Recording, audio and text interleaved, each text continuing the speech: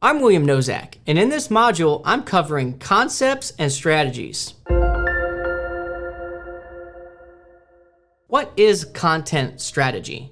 This involves planning, making sure we've researched what exists, what our content should have, how many pages we should have, how many additional pages around a topic we should have, and then creation, having a really high quality writer write it that feels like they are in the space, that they know something about the space. It's really hard to outsource these things to really junky writers. Like, you know, maybe that was a thing in the past where you might find a writer on the Fiverr. That rarely goes well on Google. And then we want to govern it. We want to make sure that we track it in documentation. We understand what pages are written, what content do we have, what content do we need, how is it connected to other content, internal links to other pieces that are vertical and horizontal. And then we want to maintain it, make it evergreen, add to it when applicable, take away from it, keep it within scope, obviously. We must know what content is needed for marketing to be effective. This occurs in the CI, the competitive intelligence of your competition, the content analysis, the gap analysis. We want to know what resources are out there and what resources we need on the website. We also find this in macro research. What are all the topics? What are the things, the who, what, where, when, why, that people are asking about your service, your industry, the product? And then we want to have blog posts about those things in unique posts that don't just rank for a keyword, but rank for a keyword cloud. And then we don't want to create pages that necessarily compete with them. We just want to add to those pages. And then we want to make it high quality, relevant, and offer value to the consumer. So we're always writing tofu, mofu, bofu. We're writing information at the top of the funnel where the majority of people are uncertain about what they need. They're really trying to learn about it from a maybe educating themselves or a DIY perspective, or really just trying to figure out what exactly they even are supposed to be looking for. And then they may modify their queries throughout, and then they may land somewhere in the middle of the funnel trying to figure out, well, who is it that exactly provides the service that I'm actually looking for? And then at the bottom of the funnel looking for you. So plan out how and where that content is to be scheduled and published. Mostly on the blogs, but we might have several blogs. How it's going to be used in blogs and categories or tags. Do we link from the main nav, the footer nav, some other side nav?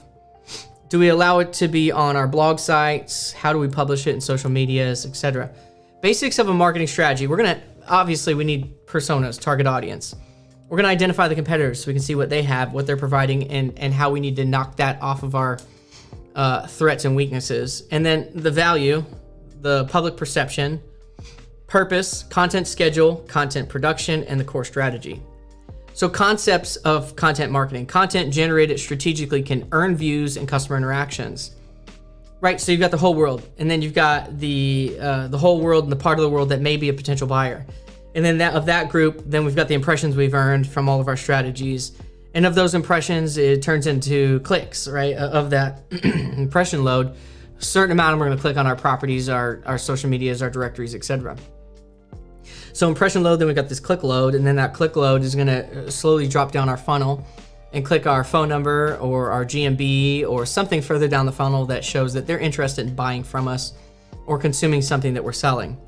And so from those leads, then it turns to sales, right? We're gonna convert leads to sales. We're gonna convert clicks to leads, impressions. Of course, and converting impression to a click has to do with your meta title and your meta description. And maybe even from a paid perspective, paying for some of that. And from a local perspective, optimizing your GMB, and then having directories and social medias that all tie into the brand. So content marketing needs a plan to work. You have to have an idea of what topics exist, what needs to be covered, how we're gonna write about it, what voice we're gonna use, what our value proposition is. And so slowly we're gonna build this robust presentation, this website. It's really a brochure of your business.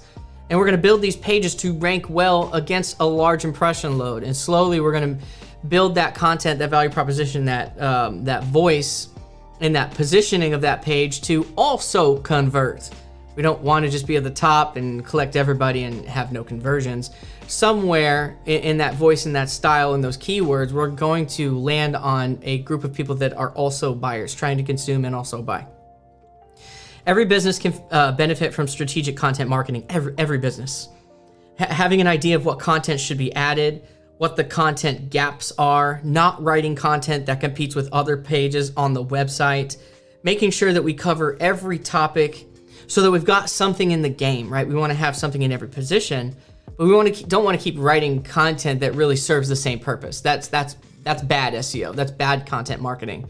We want to have an idea or a framework of, hey, here are additional topics that need to be written, because there are keywords and keyword clouds out there that exist, and people are searching for this, and our other posts that exist don't really answer those questions. Isn't really built to answer those questions. So tailor content to appeal to your target audience. That's where we're going to change the voice. That's where we're going to really make the value proposition and the positioning make sense against the people that we want to buy from us. Yes, there are going to be a lot of people that hit it and may never buy from us, and that's okay. At the same time, we want to have content that does convert, because conversion leads to leads and sales leads to dollar bills, and your marketing department needs dollar bills to be able to have more line items on your marketing plan. So know customers' wants and needs. This is where we're gonna, rarely is a business or a CMO or a marketing manager downstream from the product. You know, the guy from the 80s, hey, I'm not only a hair club owner, I'm also the client. You know, it's kind of not very common. And so he was telling you, I know what your needs are. With companies and marketers, we're rarely downstream, so we wanna try to get downstream, and we can't get downstream. We wanna do surveying, read good and bad reviews, so we can really understand what the needs and wants of people are. Tactics to remember: use analytics to inform decisions. If it's not data driven, it's just a very junky decision. And I'm sorry, but you have to drive your digital marketing decisions with data, with impression loads, with click loads, with bounce rates, with anything that shows us that what we're doing is winning in the short run and is going to lead to something greater in the long run. Like for instance, if we're looking in GSC for a page we just wrote and we're getting 5 clicks on a 1 million impression load, that shows that we're heading in the right direction. Have a lot of work to do. Probably are landing on page 1 if we've got 1 million impressions at 5 clicks. Maybe we're position 10, which that wouldn't really be the case. If you're on page 10, you would get significantly more clicks than 5. But that would maybe tell us that we've got an issue of what people are going to that query for and what we're providing, or our meta title, meta descriptions off. It'd be more like 1 million impressions and 100 or 1,000 clicks. And then we might look at this conversion rate, this click-through rate, and try to see if we can modify to get better into that search volume, or is there another search volume that's producing 50, 80, 100 clicks that really we could reposition the page to that, and those turn into leads. It's science and art. It's hypothesis making, hypothesis breaking.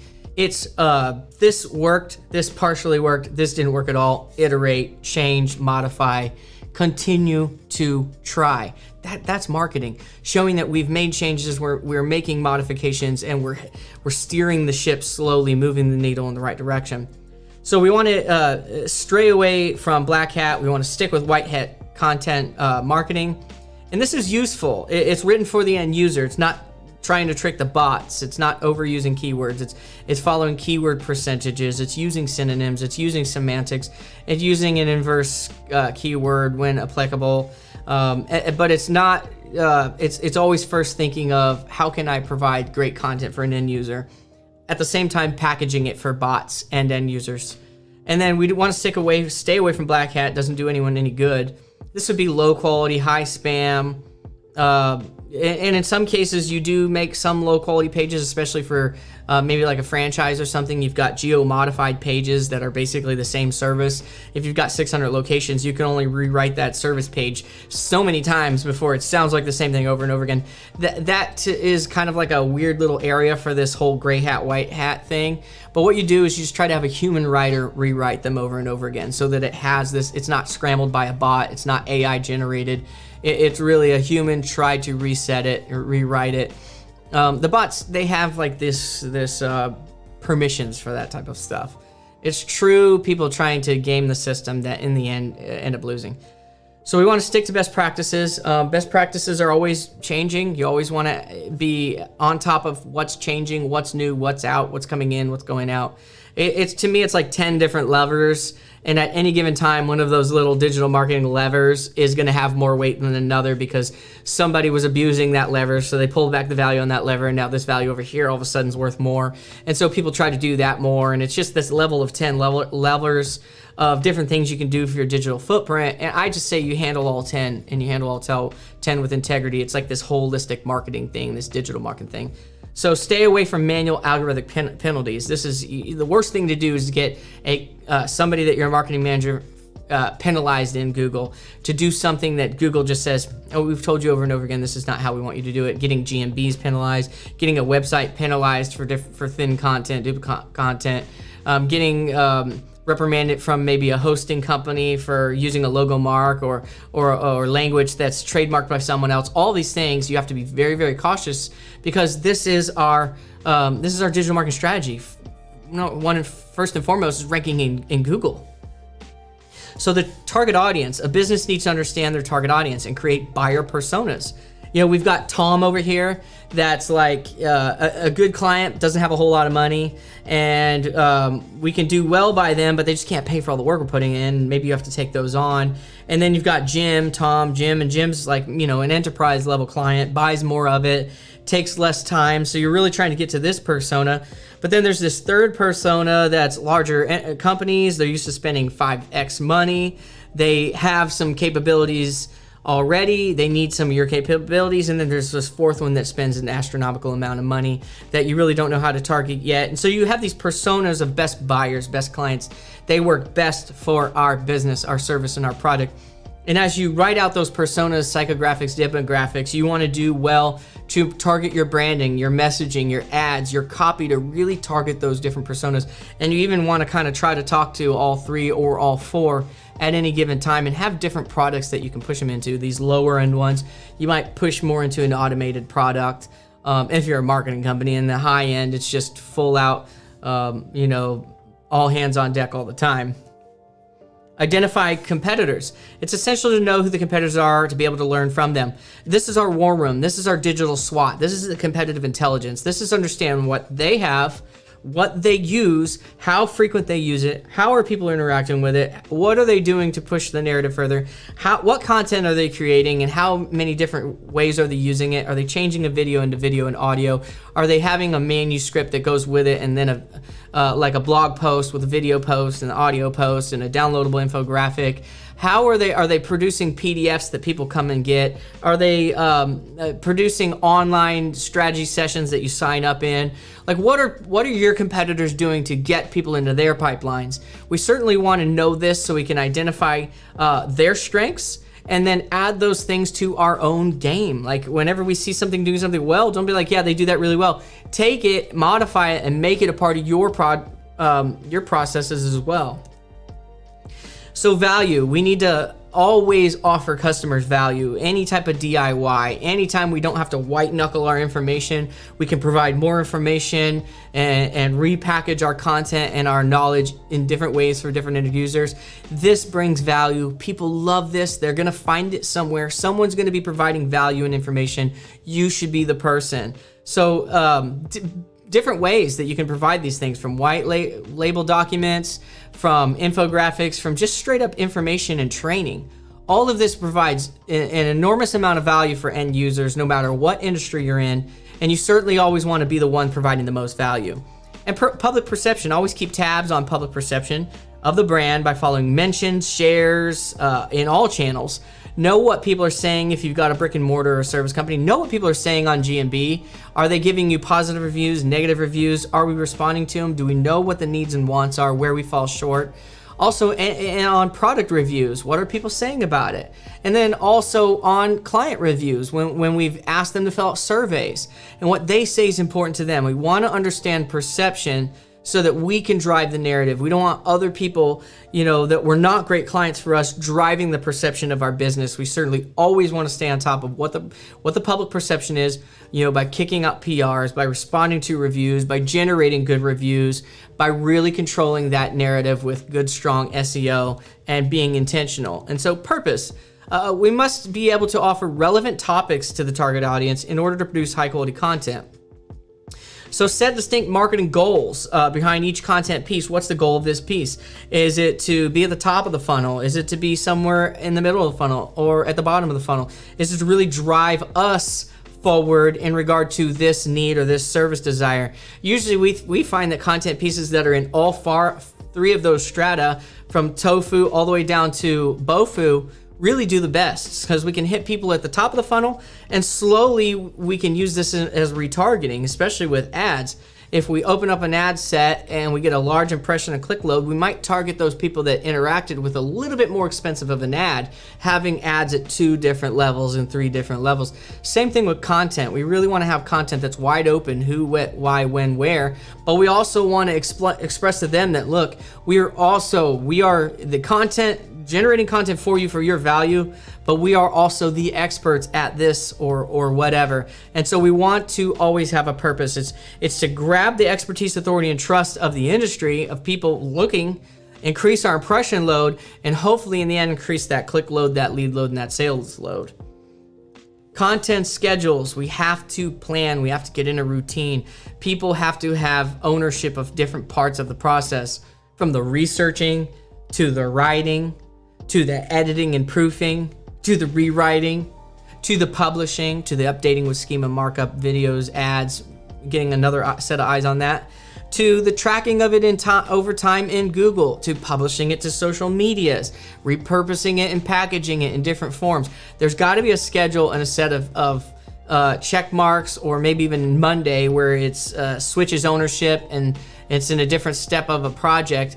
Anywhere in a business, you have to have a content schedule for your business to understand, hey, our marketing team, our in-house marketing team is doing these things, and here's track of those efforts and those actions. And then content production. So you want to have a clear plan. You want to know what's going to get written in certain quarters and certain seasons over an entire year. And then you want to write it. Have your best writers and really have your best researchers research it. Your best writer write it. Your best proofer proof it. Oh, this is obvious. It's just hard when a marketing team doesn't have all of these players. And that's why you're going to have to have relationships with people that do have those skills, that you can buy them hourly or get them from a retainer. You are going to usually have to work with a marketing agency that can do some of these things if it's important to your marketing strategy, especially from the digital perspective. Unless your in-house team is 5 to 20 players, and it is in some cases, and so that's where you've got these people already set on a timeline. We just need to get it done on that timeline, however we're tracking those things. So core strategy, every marketing campaign should have a core strategy that guides it. In regard to our content, what are we trying to do with our content strategy? Or what are we trying to do with our CPC strategy? Are we trying to grow a new service, a new product? Are we trying to target a new market? Are we really trying to do specific things in specific areas? Then we might want to try to tailor our content strategy also couple with that. And then the email marketing, how are we bringing this all together? And then along that pipeline, from the email marketing to the word of mouth, to the public relations, PR, presses on the wire of what's changing, who's adding, what's different, and then the content schedule and the updating of the website against A/B tests and conversions, and making sure we're working on our CRO, and then the ads management, social media management, social media ads. What ads work well from us, from LinkedIn to YouTube? Video production. Do we have a video studio in-house? Are we stripping down those videos to podcasts? Do we have a podcast that targets potential end buyers? Are we offering those audios, those videos on specific blog pages? How does this whole strategy work together? Who's staying on top of all of this and making sure that we've got an aggregation of stats to know our impression load, our click load, and the lead load? Because if we don't track it, everyone's going to say, oh, well, it was the industry, it was a good year. No, it's because our strategy was working for you. And yes, there's these other things. It's multivariate. There are always reasons. There's always a perfect conditions. But in perfect and worst conditions, the marketing team needs to be able to claim some of this credit, or people will not give it to the marketing team. That's the reality. So that's concepts and strategies. If you need to go back and watch that, go ahead. If not, I'll see you in the next module.